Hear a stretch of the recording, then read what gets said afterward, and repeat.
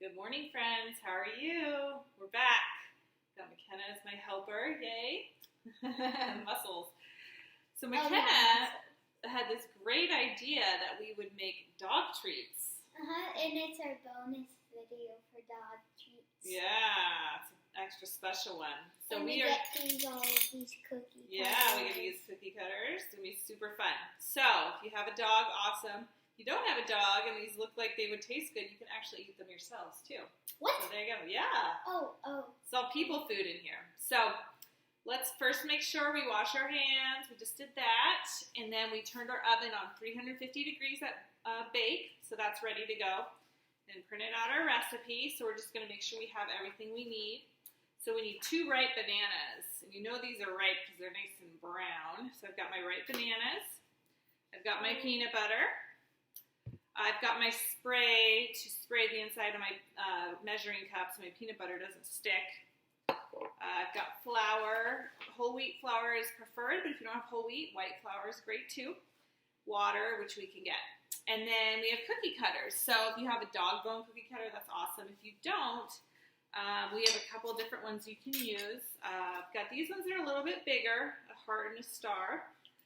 But we are going to use these little teeny tiny ones. They're little animals. Yeah. Little animals. If you don't have cookie cutters, you can also roll them with your hands and smush them down like a cookie. Just make them nice and flat. You might need to bake them a little bit longer. All right, so our first step is we're going to mash our bananas. So I'm going to let Muscles over here do that. All right, so she's going to take her banana masher. If you don't have a banana masher, you can also just use a fork. That works great. So I'm going to peel these super soft bananas. They're super sweet. Nice and brown. They're even brown on the inside. And a little brown on the inside. That's okay. The dogs are still going to love them. All right. So I'm going to put this over here. And while McKenna is mashing that, I'm going to measure out 1 cup of flour. Axel might not. Well, Axel could. Axel will like them. We have 2 little dogs, 2 Chihuahuas, Axel and Scrappy. They're both in their bed. Oh, Scrappy just came out. He heard us. He heard his name. All right, so I'm going to just help facilitate the mashing here.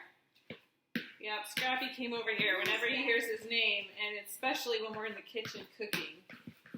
He comes right over. So you want to make sure your bananas are really well mashed so there's not lots of big chunks.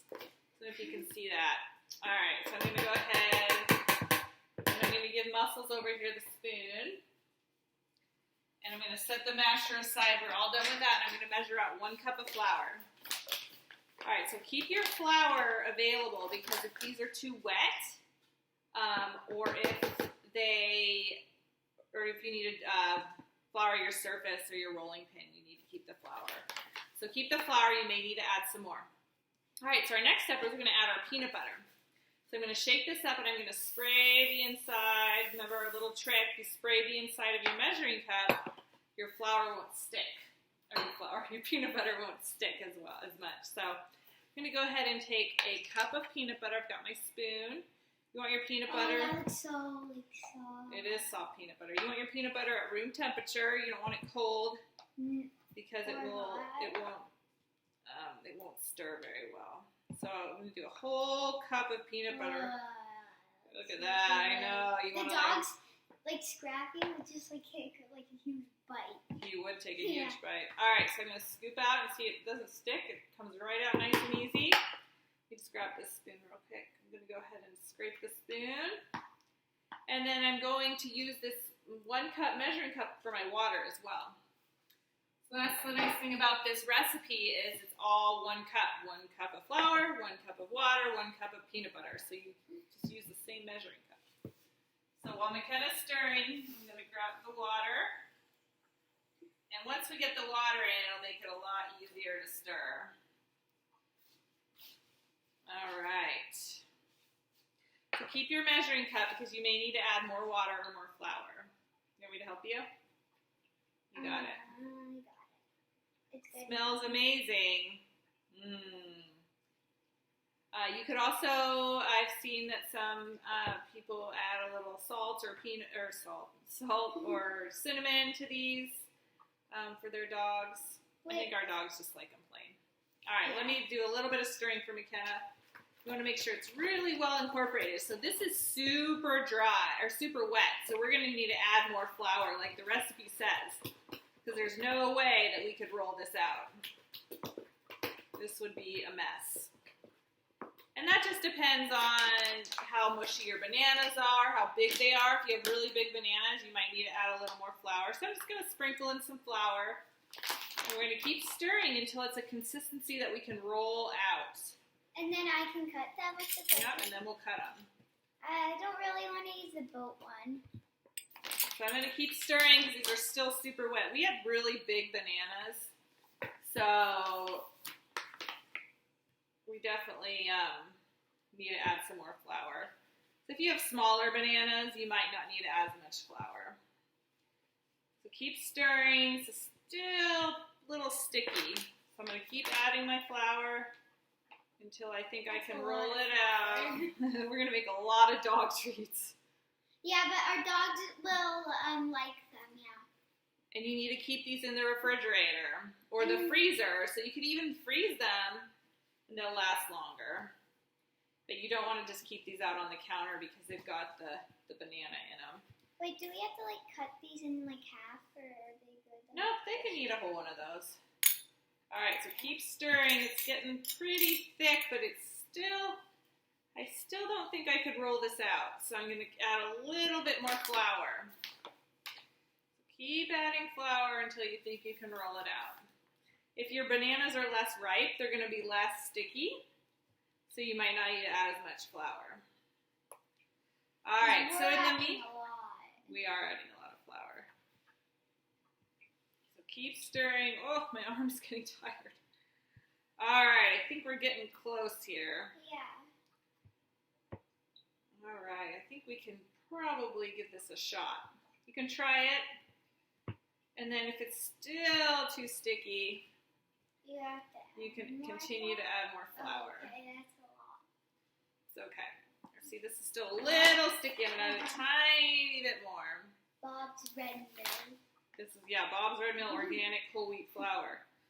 Nothing but the best for our dogs. So my arm's about to fall off. All right, I got my workout today.